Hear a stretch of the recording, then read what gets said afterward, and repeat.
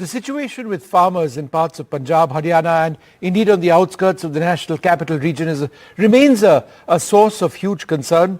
The demands by the farmers have not been met by the government, which came up with the counter proposal. That's not been accepted by the farmers. But the entire issue of minimum support price is at one level confusing. It is deeply complicated and there are several opinions about just what the government can or should do versus what the farmers believe essentially needs to be done. To get a better idea of what some of the key issues are, I spoke to Ramesh Chand of the Neeti Ayog and Mr. P. Sainath, one of India's finest journalists looking at the entire field of agriculture and ecology. Thank you both very much for being with us. Let me go across first to Ramesh Chand. Mr. Chand, is MSP, minimum support price, for all crops essentially unaffordable? All crops means at present we have MSP for 23 crops. In fact, in India we have more than 100 crops. So I will not say that we should go for MSP for all those more than 100 crops, but the crops for which MSP is declared, I feel that it is doable in case of those 23 crops, provided we do not attach strings to MSP. I'm sorry, sir, provided we do not attach what specifically? Provided we do not attach a sort of conditionalities to MSP, that MSP must be 50% more than A2 plus FL or above C2. If we do not stick to those kind of conditions and give some leeways to the philosophy behind MSP, then it is doable with collaboration of central government as well as state government. I can further explain it why I said central and state governments, but I feel your basic question, I feel it is doable. But sir, in other words, the Swaminathan committee formula, in your opinion, should not be followed? Swaminathan committee report, again, there is some ambiguity. That report says that the margin paid to farmer should be 50% of cost.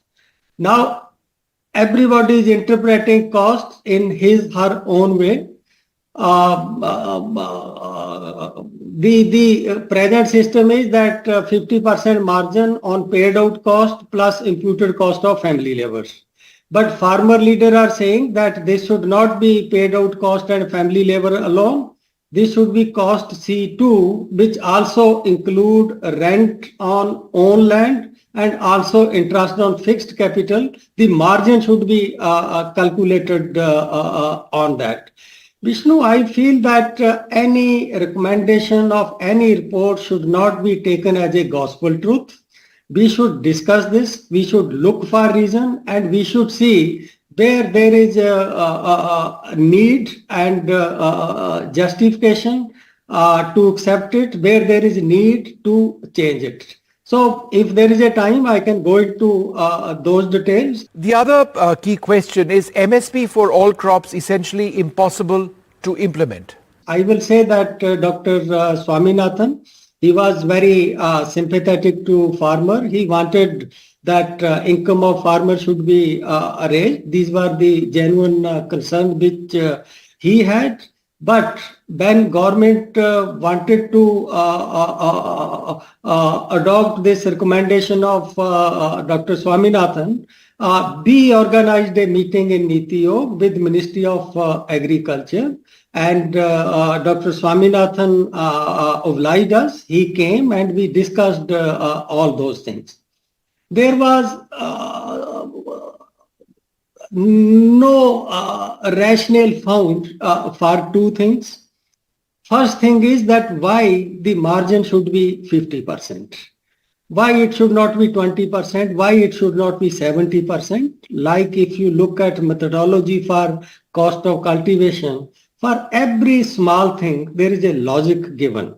there is some reason mentioned that how you calculate value of farmer's own family, how you calculate value of farmer's own bullock labor. So a comprehensive, objective, transparent criteria exist. If you just say 50%, it becomes a wish. So it must be supported by the reasons that why it should be 50%, why it should not be any other figure. This was the first thing which we wanted to clear with Dr. Swaminathan when we had that meeting on 1st July 2017 here in Neeti. The second issue was that when we provide margins, you know all these things, that margin is given on the cost incurred by producers. Margin is given on cost and investment. Margin is not given on the costs which are not incurred by the farmers. So there are items in the cost like rental value of own land, like value of own family labor, farmers' own time spent on farming. They are important costs. They must be covered by MSP. But there is no justification to provide margin over and above those costs. So these were the two issues which we discussed with Swaminathan Sahab. Neither his report, and I'm saying it with all due respect, nor Dr. Swaminathan in that meeting provided any rationale to do these two things.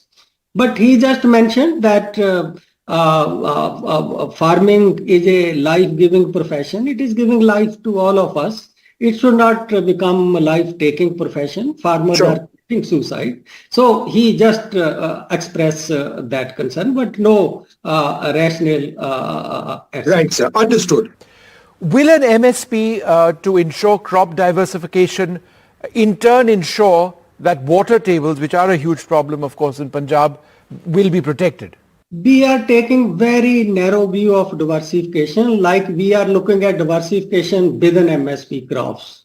As I mentioned to you, there are dozens of fruit and vegetable crops which are high value crop. They are also part of diversification. It depends upon the purpose for which you want to do diversification. If you diversify toward high value crops, then you will just find that their productivity is 4 to 5 times the productivity of MSP crops. That is what Andhra is doing. Andhra now has almost same level of productivity as Punjab, but growth rate of crop sector is more than 10 times the growth rate of Punjab, because they are diversifying away from cereals, away from MSP crops, toward the crop which are driven by demand. So this diversification doesn't mean that you diversify only toward coarse grain, pulses and oil seeds. You have several other options also. The reason which is more relevant in case of Punjab is said to be overexploitation of water. We should not, we cannot deal with it only from output side. We should also look at the input side. As long as Punjab is not replacing free power with the DVT for that power, you will find that rice will continue to have edge over other crops, because this is the most intensive water crops. So that's why my paper I have been suggesting that simultaneously we should do two things: develop an alternative, but also replace free power with whatever subsidy goes in power you give to farmers on per acre basis, per 2 well basis, but please use meter supply. Only then you will find that substantial impact on water table will happen. Well, joining us now, Mr. P. Sainath. Thanks very much for being with us. The same question which I asked Mr. Chand, because it is really at the heart of this entire issue, is MSP for all crops 23 to begin with essentially unaffordable? No. And it's the opposition to it is based on a lot of mythification and sleight of hand stuff. Vishnu, I want to show you something historically in this country.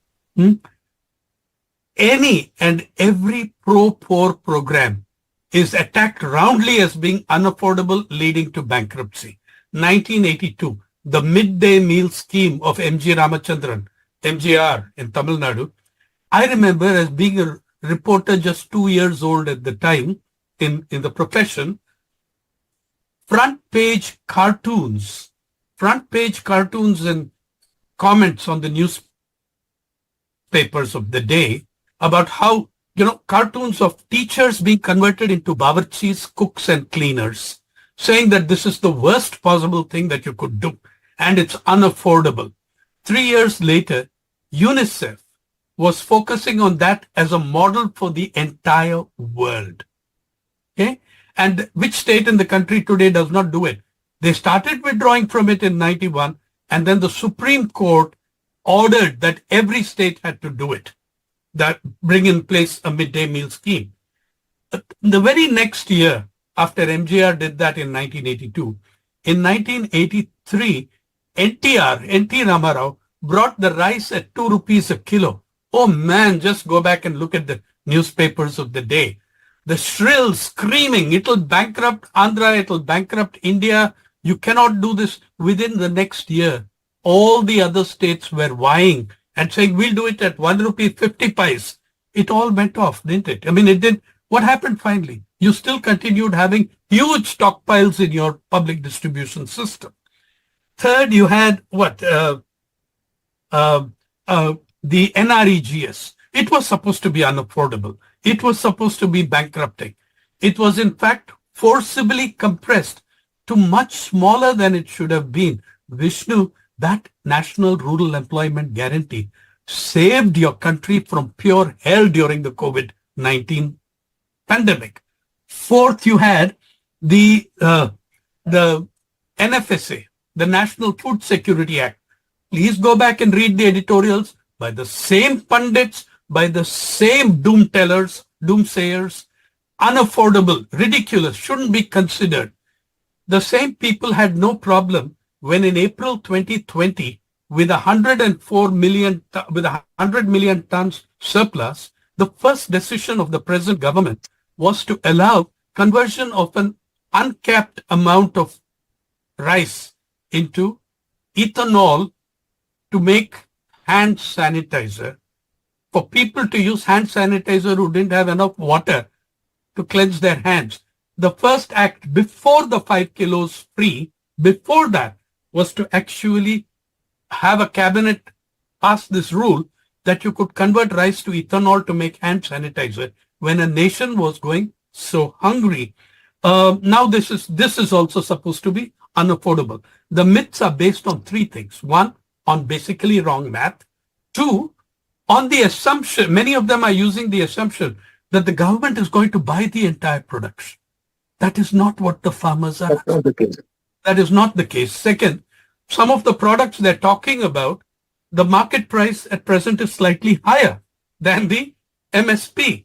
What they're talking about is a legal guarantee. Let me, in the cricket season, and I think both you and I are cricket lovers, let me give you one lovely tweet there was in 2021, which when our most iconic player of all time, his son did not find a buyer in the IPL and was taken by the Mumbai Indians at a minimum baseline price of 20 lakhs. A lot of people wrote in saying, this is what farmers are asking for, except that they're not asking for 20 lakhs. They're asking for a tiny fraction of the MSP that you used in the IPL. Okay. The third thing is that about the highly exaggerated, first of all, the other products, their production scale and output is nowhere in the realm that paddy and wheat are. Fourth, if you're talking about saying, let's do this, let's give 5 crops a contract MSP, what you're doing is actually shrinking the MSP basket. MSP is declared annually for 23 crops. The problem is that after declaring MSP, governments don't procure. Maharashtra, where I am, from the time of Vilasrao Deshmukh had this game, they would open procurement centers a week, 2 weeks later than they should, in which time the farmer was forced to sell to the private trader. Then they would open far fewer procurement centers than they should. So still a lot of the private traffic was on. Finally, they would close the procurement centers 10 days before the end of the season, so the late arrivals would also go to private trade. Even today, private trade corners most of what's happening. And MSP extends to only a limited number of farmers. The point should be not to kill MSP, but to expand it and make it available to all other farmers. And not just treat the problem as Punjab and Haryana. Now, members of the Neeti Ayog say that they've explained to Dr. Swaminathan earlier on when they met him that the figure of 50% that he mentioned in his proposals on farm reform was random and was not based on anything definite, and that that number could be different. How would you respond to that? You know what Dr. Chand suggested, but it's a complete untruth. I have known and worked with Dr. Swaminathan, and what the government that Dr. Chand speaks for has astonished me by giving Dr. Swaminathan a Bharat Ratna and destroying his life's work. Okay, I can tell you this about Professor M.S. Swaminathan. He would gladly have exchanged 1,000 Bharat Ratnas in return for accepting three of the main recommendations of the report. So, I mean, this is absolute. I know somebody told me, please look at what he actually said on record. Please look at the 6 volumes of 5 reports submitted first in 2004 December, last report in 2006 October, and killed by both governments. It's not just the current one. The UPA and the NDA both killed a report. To this day, 20 years later, you've not had 1 hour's dedicated discussion in Parliament. What are you afraid of? Come on to Parliament and explain why these prices don't work. Why don't you don't the people have a right to see their MPs discuss and debate this problem? No, you never did that. But you say privately, Swaminathan told me. That doesn't wash, and as a journalist and a reporter, it won't wash with you either.